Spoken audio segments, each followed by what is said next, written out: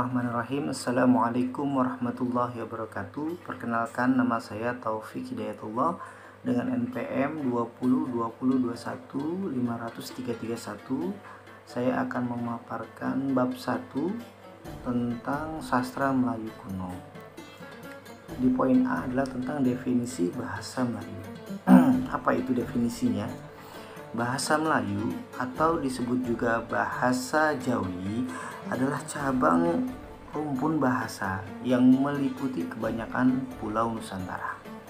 Keserupaannya dengan berbagai bahasa lain dalam rumpun itu bukan hanya dalam kosakata, melainkan juga dalam cara pembentukan kata dan seluruh bangunan bahasanya. Telah membuktikan bahwa itulah asalnya. Pada zaman awalnya, dan dalam cara penuturan oleh orang Melayu pertama di Sumatera, bahasa tersebut amat miskin. Sastra Melayu ialah sastra yang disampaikan dengan bahasa Melayu. Bahasa Melayu adalah bahasa yang digunakan oleh masyarakat penuturnya sebagai alat komunikasi, baik oleh penduduk asli maupun penduduk pendatang yang relatif sudah lama menetap di daerah Melayu. Kridalaksana 1992 mengelompokkan bahasa Melayu ini dalam 4 periode. Periode pertama, bahasa Melayu kuno, meliputi kurun abad ke-7 sampai abad ke-14. Poin kedua, bahasa Melayu tengahan atau klasik, meliputi kurun abad ke-14 sampai ke abad 18. Poin ketiga, bahasa Melayu peralihan mencakup kurun abad ke-19. Dan poin keempat, bahasa Melayu baru dipergunakan sejak awal abad ke-20. Lanjut ke B-nya. Baik, di poin B-nya adalah tentang sejarah sastra Melayu. Pada saatnya, pengaruh India terhadap alam Melayu itu pun tidak homogen. Pada satu pihak, Buddhisme dan Hinduisme yang diserap seni dan sastra India kuno yang dicangkokkan ke bumi Melayu oleh aristokrasi yang baru terbentuk, telah melahirkan suatu bentuk kebudayaan yang tinggi dan eliter. Kebudayaan ini terutama menunuk kepada pengenalan tradisi India yang bersumber buku semata-mata, tetapi tidak berdasar kepada penghayatan kontak-kontak praktis secara langsung. Hal itu dibuktikan oleh berbagai fakta, misalnya besarnya pengaruh bahasa Sanskerta dan bukan bahasa-bahasa praktik atau Tamil terhadap bahasa Melayu. Pengetahuan orang Melayu yang baik mengenai tatanan warna tetapi sama sekali tidak mengenal sistem kasta. Jadi adanya pengaruh kaidah-kaidah seni India kuno yang diuraikan dalam karangan-karangan teoretis atau Silpashastra terhadap arsitektur dan seni pahat setempat. Tetapi dalam pada itu hampir tidak terdapat data tentang adanya kontak langsung dengan para pemahat dan ahli bangunan India, serta tentang metode kerja mereka itu. Hal-hal tersebut di atas semuanya memberi alasan untuk mengasumsikan bahwa peranan penting dalam penciptaan kebudayaan elit masyarakat Melayu dimainkan oleh golongan Brahmana India dan para cendekiawan Melayu abad pertengahan yang pernah belajar di India. Oke, kita lanjut ke poin C-nya. Yaitu tentang sistem genre sastra Melayu kuno atau sebuah rekonstruksi. Penelitian masalah hubungan antara sastra Melayu dan sastra India dan rekonstruksi sastra Sriwijaya atas dasar gema dan reminiscensi yang tersirat di dalam teks-teks dari zaman Islam dipersulit oleh hubungan antara sastra Melayu dengan sastra Jawa yang telah tua umurnya, yang barangkali telah dipererat pula sejak abad ke-14. Sastra Jawa dalam zaman Islam dibandingkan dengan sastra Melayu menyimpan alur-alur cerita dan citra-citra sastra dari periode Hindu-Buddha secara lebih lengkap. Mengingat peranannya sebagai perantara, sering tidak mudah bagi kita untuk menetapkan apakah sesuatu ciri yang terdapat dalam karya lama Melayu merupakan warisan asli dari zaman Hindu-Buddha Melayu, ataukah merupakan bangunan kedua yang lahir pada zaman Islam di bawah pengaruh Jawa. Namun, terlepas dari banyaknya kesulitan yang mungkin menjadi perintang, para ahli filologi Melayu tidak bisa menghindari masalah rekonstruksi sastra negeri-negeri Melayu yang telah dihindukan itu. Masalah rekonstruksi ini diperlukan walaupun dalam garis-garis besar sekalipun untuk memahami bagaimana bahan-bahan India telah diadaptasi oleh sistem norma budaya setempat dalam berbagai variasinya. Lebih dari itu, juga diperlukan untuk menjembatani kesenjangan dalam sejarah sastra Melayu yang terbentang lebih dari 7 abad lamanya. Itu tanpa dijelaskannya masalah ini, maka kajian terhadap sastra awal Islam dan Melayu klasik abad ke-16 sampai 19 akan kehilangan perspektifnya yang benar, sebab beberapa proses evaluasinya yang selama zaman kuno masih terlihat kabur, pada zaman Islam menjadi muncul seutuhnya, serta menemukan bentuk yang jelas dan sempurna. Oke, kita lanjut ke poin berikut tentang dasar-dasar rekonstruksi pemilihan model rekonstruksi sastra Melayu kuno. Telaah tipologi sastra abad pertengahan yang dengan pesat berkembang di Rusia selama dasawarsa terakhir memungkinkan menetapkan sifat-sifat umum sastra bersangkutan. Pertama-tama, pada kebudayaan abad pertengahan umumnya, ke dalam pengertian sastra termasuk seluruh tradisi tulisan, yaitu segala jenis karangan yang dihasilkan oleh sesuatu masyarakat. Pusat tradisi tulisan yang dikelilingi oleh aneka ragam teks yang beredar di tengah masyarakat itu ialah kanon keagamaan, religious canon, yaitu sebuah korpus kitab-kitab suci autentik yang merupakan pegangan korpus kitab ada inilah yang menentukan gambaran dunia atau Weltanschauung yang khas dari kebudayaan tertentu, termasuk di dalamnya konsep kemanusiaan atau artopologi tradisional, teleologi kegiatan manusia, kaidah-kaidah etika dan estetika, dan sebagainya. Dari pandangan tipologi sastra, sastra tertulis abad pertengahan merupakan semacam bangunan atas superstruktur di atas tradisi folklore atau sastra lisan.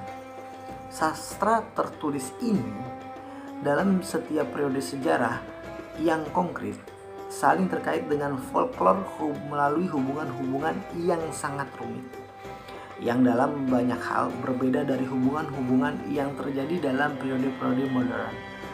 Oleh karena sistem sastra abad pertengahan yang diliputi oleh kanon tidak bias memenuhi segala kebutuhan masyarakat di bidang ekspresi verbal, maka dalam periode itu folklore tidak hanya beredar di tengah kebudayaan masyarakat awam, melainkan juga di tengah kebudayaan masyarakat. Terima kasih. Sekian dari saya, nanti akan dilanjutkan oleh teman saya. Assalamualaikum warahmatullahi wabarakatuh. Baik, saya akan menjelaskan tentang yang pertama ada pengaruh Hindu-Buddha dalam sastra Melayu. Itu ada 3 pokok utama dalam proses pengaruh sastra Melayu. Yang pertama ada syair-syair pahlawan atau wiracarita. Yang kedua ada perwayangan pada epos India. Dan yang ketiga ada wiracarita periode Hindu dan hikayat. Oke, saya akan menjelaskan yang pertama ada apa itu syair-syair pahlawan wiracarita.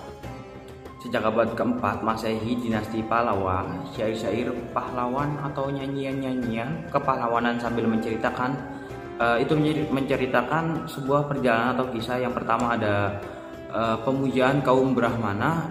Yang kedua ada inskripsi agama Siwa di Indonesia. Yang ketiga ada inskripsi agama Buddha di Kedah. Yang kedua ada perwayangan pada epos India.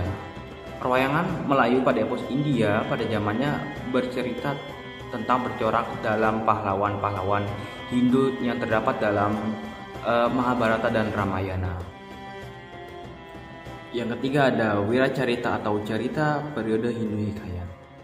Di dalam periode Hindu kebanyakan adanya setelah kedatangan Islam, salah satunya Hikayat Maharaja dan Puspawiriya. Selanjutnya akan membahas pengaruh Islam dalam sastra Melayu. Masuknya Islam seperti memberikan pengaruh besar seperti ekonomi, budaya, politik, dan tata letak kota. Apalagi dengan jatuhnya kerajaan Sriwijaya memudahkan penyebaran agama Islam lebih cepat. Selanjutnya ada ciri umum.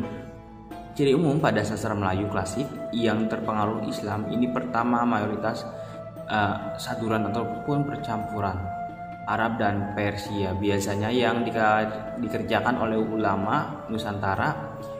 Ya, dia menempuh pendidikan di Mekah ataupun di Arab, ataupun pedagang yang menetap di Nusantara ataupun di Indonesia.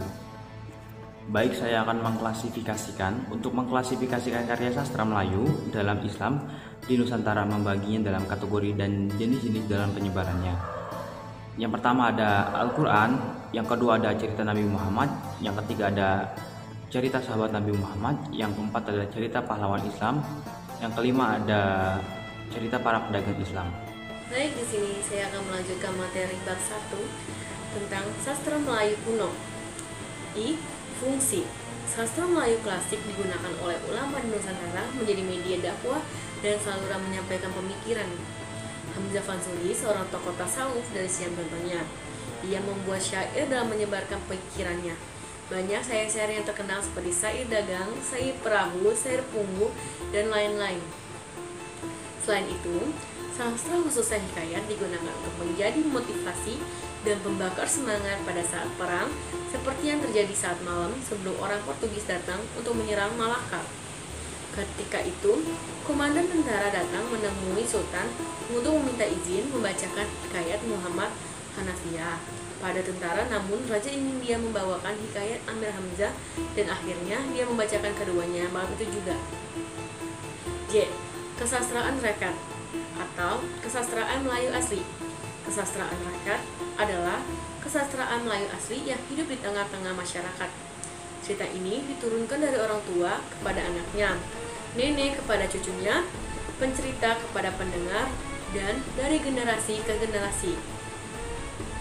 Keluarga berperan penting dalam penyebaran kesastraan rakyat, salah satunya dengan bercerita atau berdongeng. Penceritaan ini dikenal sebagai sastra lisan atau oral literatur. Dalam kesastraan Melayu klasik, batas antara kesastraan lisan dengan kesastraan tertulis tidak begitu jelas. Apa yang dikatakan sastra lisan ada juga sekarang yang telah dituliskan sehingga ditemukan dalam bentuk tulisan. Sebaliknya, apa yang telah dituliskan kadang diceritakan kembali secara lisan. Karya sastra rakyat. Sesuai dengan kehidupan mereka, pada masa itu dikenal dengan zaman purba. Sebelum kedatangan agama Hindu dan Islam, cerita mereka berhubungan dengan kehidupan masyarakat pada masa itu, yaitu kepercayaan terhadap roh-roh dan kekuatan gaib yang dimilikinya. Cerita rakyat dapat dibagi menjadi 4 jenis, yaitu cerita asal-usul, cerita binatang, cerita jenaka, dan cerita peripu lara. 1. Cerita asal-usul. Cerita asal-usul adalah cerita rakyat yang tertua. Cerita ini dapat dikategorikan ke dalam mitos. Biasanya di cerita ini terdapat di berbagai pelosok wilayah Nusantara. Di daerah Tapanuli misalnya, terdapat cerita asal-usul tentang terjadinya bulan, bumi, matahari, serta terjadinya manusia sebagai penghuni bumi. Di Melayu, terdapat cerita tentang asal-usul pohon yang besar di tepi sungai Batu Besar yang menopang sungai. Di Pulau Jawa, terkenal asal mula nama Banyuwangi, Tangkuban Perahu, dan sebagainya. Misalnya, asal-usul pohon-pohon besar dan batu bata besar di sepanjang sungai. 2. cerita binatang atau fabel. Cerita binatang adalah salah satu bentuk cerita yang sangat populer. Fabel ini terdapat di berbagai bangsa di dunia. Motif cerita yang hampir sama, hanya saja pelakunya berbeda. Cerita binatang atau fabel berisi tokoh-tokoh binatang, tumbuhan, benda-benda yang tak bergerak, ataupun kekuatan alam lainnya yang digambarkan memiliki kemampuan-kemampuan seperti manusia, seperti berjalan, makan, berbicara, ataupun tertawa. Biasanya, tokohnya adalah binatang yang lemah fisiknya, tidak mempunyai alat di tubuhnya untuk menyelamatkan dirinya dari serangan musuh, tetapi secara mental ia mampu mengalahkan musuhnya, memiliki tubuh dan kekuatannya secara fisik jauh lebih besar dan kuat darinya. Binatang ini biasanya kancil atau ia pelanduk jenakah, rubah kecil, semut, dan lain-lain. 3. Cerita jenaka. Cerita jenaka adalah cerita tentang tokoh yang lucu, cerdik, licik, dan menggelikan. Cerita jenaka ini lahir dari kecenderungan manusia yang suka berlebihan. Misalnya, untuk menyatakan orang yang bodoh sekali dikemukannya cerita Pandir, orang yang selalu mujur nasibnya dalam tokoh Pak Belalang yang selalu mujur dalam kehidupannya. Orang yang suka malang saja nasibnya dalam tokoh di cerita Labai Malang. Orang yang licik sekali wataknya adalah cerita Si Luncai. 4. Cerita Pelipur-Lara. Cerita Pelipur-Lara dinamakan juga Folkomens. Cerita ini adalah cerita yang digunakan untuk melipur lara, melipur hati yang duka nestapa. Pada masa dahulu, sebelum ada hiburan seperti radio, televisi, dan sebagainya, mendengarkan cerita merupakan obat pelipur lara, penghibur kelelahan setelah bekerja sepanjang hari. Mendengar cerita pelipur lara merupakan satu-satunya hiburan bagi masyarakat. Pada malam hari, setelah makan malam, mereka duduk dalam suatu rumah mendengar cerita. Berikut ini yang merupakan hikayat-hikayat pelipur lara. A. Hikayat Awang Sulung Merah Muda. B. Hikayat Anggun Cik Tunggal. C. Hikayat Raja Ambong. D. Hikayat Raja Budiman. E. Cerita Si Umbut Muda. F. Hikayat Si Miskin. G. Hikayat Sabai dan Alwi. Baik, saya akan melanjutkan materi berikutnya, yaitu pengaruh Hindu dalam kesusastraan Melayu. Pengaruh Hindu Buddha di Nusantara sudah berjalan sejak 2000 tahun lalu. Ini terjadi karena adanya hubungan antara orang India dengan Melayu terjalin dalam bentuk perdagangan. Indonesia juga dikenal dengan kaya rempah-rempah. Mereka membeli rempah-rempahnya dan menjualnya ke negara lain. Menurut J.C. Leur Yopang 1991 halaman 50, yang menyebarkan agama Hindu di Melayu adalah para Brahmana. Kaum Brahmana diundang oleh raja untuk meresmikan mereka sebagai kesatria. Mereka menetap dan mengembangkan agama dan kebudayaan Hindu dan Melayu. Teori lainnya mengatakan bahwa yang mengembangkan agama dan kebudayaan Buddha di Melayu adalah orang Melayu sendiri yang sudah terpelajar dan mengembangkan sendiri agama dan kebudayaan Hindu bagi kaumnya. Pada tahun 420 Masehi, seorang putra Kashmir bernama Gunawarman telah berkunjung ke Sumatera dan Jawa untuk menyebarkan agama Buddha. Batu-batu bersurat, arca-arca Buddha merupakan bukti peninggalan mereka. Raja Mulawarman pada abad keempat meninggalkan piagam di Kutai, Kalimantan, dan Raja Punawarman meninggalkan piagam di Taruna, Bogor. Selanjutnya yaitu epos India dalam kesusastraan Melayu. Di India ada dua epos yang sangat terkenal, yaitu Ramayana dan Mahabharata. Kedua epos ini merupakan sumber ajaran pegangan kehidupan manusia. Di dalamnya terdapat falsafah-falsafah agama Buddha dan Hindu yang menjadi pedoman dalam kehidupan seseorang selayaknya hidup di muka bumi. Yang pertama yaitu Ramayana. Ramayana adalah epos India yang terkenal. Ramayana disusun dalam bentuk puisi atau kaiwa yang dipakai untuk memberi ajaran moral kepada muda-mudi. Ajaran yang diberikan sangat luas sekali, yaitu ada Arta Sastra, Dharma Sastra, dan Niti niti sastra. Yang kedua yaitu Mahabharata. Epos kedua yang dikenal di India yaitu Mahabharata. Mahabharata bukan hanya sekedar epos tetapi sudah menjadi kitab suci agama Hindu. Kitab suci orang Hindu. Epos ini memberikan ajaran dharma atau dharma sastra bagi kehidupan manusia. Dalam sastra Melayu, Mahabharata dikenal dengan nama Hikayat Pandawa. Hikayat ini sangat populer. Menurut penyelidikan para sarjana, cerita Pandawa adalah saduran bebas dan syair Jawa kuno. Pengaruh Mahabharata dalam sastra Jawa besar sekali pada masa pemerintahan Raja Dharmawangsa. Selanjutnya yaitu cerita Panji atau sastra pengaruh Jawa. Cerita Panji adalah hasil sastra Jawa yang digemari oleh masyarakat. Di Melayu, cerita ini juga digemari. Hal ini terlihat dan banyaknya naskah Melayu tentang cerita Panji. Menurut J. Ras Yakpol 1991 halaman 49, cerita Panji mengisahkan satu episode dalam sejarah legendaris Jawa, yaitu hubungan antara dua kerajaan yang bersaudara, yaitu Daha dan Kediri.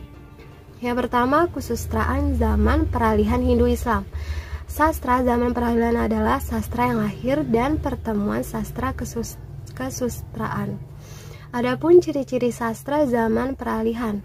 Yang pertama, unsur Hindu, Hindu-Islam. Yang kedua, cerita berasal dari India terlihat dari pemakaian benda keramat, raksasa menawan putri raja, sayembara memilih suami, bertapa untuk mendapatkan kesaktian, dan lain-lain. Dan yang ketiga yaitu unsur Islam.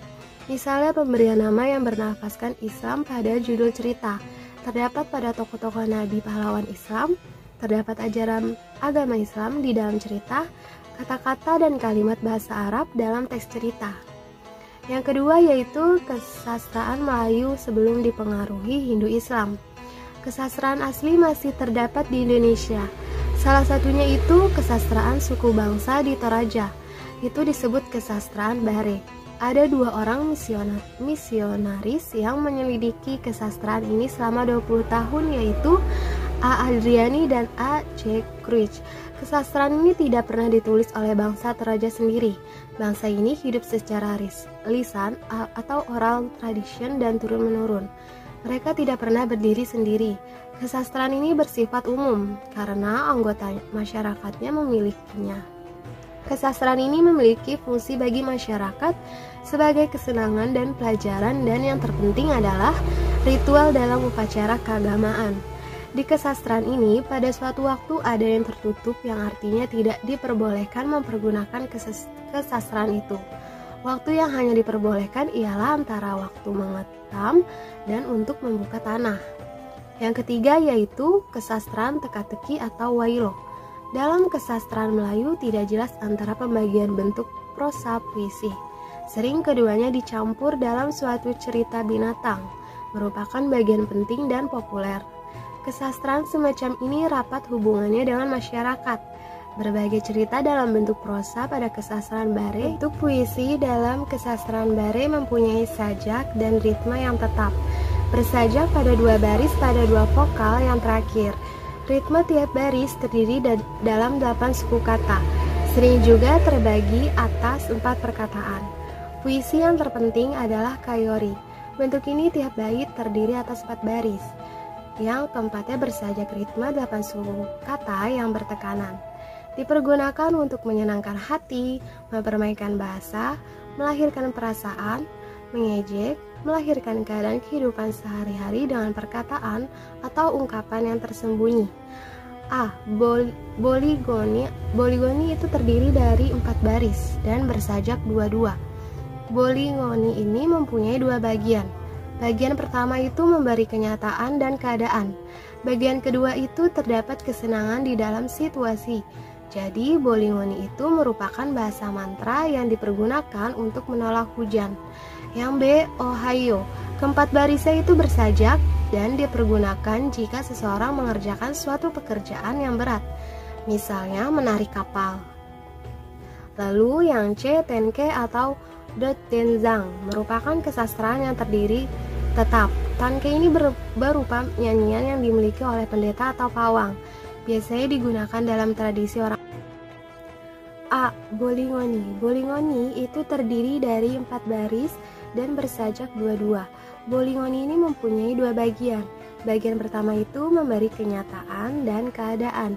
Bagian kedua itu terdapat kesenangan di dalam situasi. Jadi, Bolingoni itu merupakan bahasa mantra yang dipergunakan untuk menolak hujan. Yang B, Ohio. Keempat barisnya itu bersajak dan dipergunakan jika seseorang mengerjakan suatu pekerjaan yang berat, misalnya menarik kapal. Yang C, Tenke atau Dat Denzang merupakan kesastraan yang berdiri tetap. Tenke ini berupa nyanyian yang dimiliki oleh pendeta atau pawang, biasanya digunakan dalam tradisi orang meninggal.